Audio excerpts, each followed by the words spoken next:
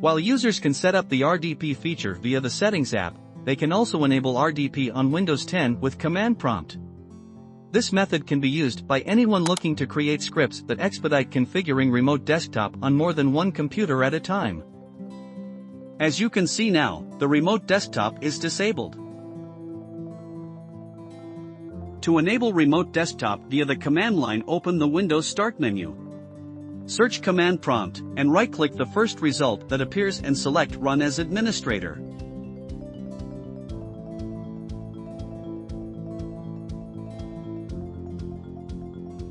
After that, enter the following command and hit Enter.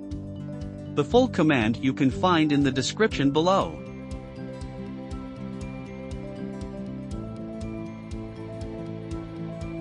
As you can see now, remote desktop is enabled.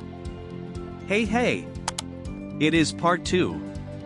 And I think it's time to press the like button and subscribe to our channel. Using command prompt to enable RDP doesn't configure the Windows Firewall with the ports that permit RDP connections. As you can see here, the remote desktop is not fully configured. So, you can add the RDP port into Firewall by entering the command.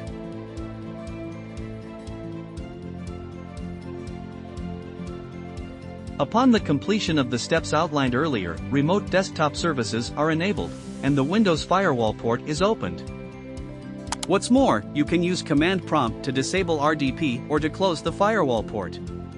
The steps are very similar to the already mentioned. Only the command is differ. I hope this video was helpful for you. Visit our blog to find useful guides. Stay tuned.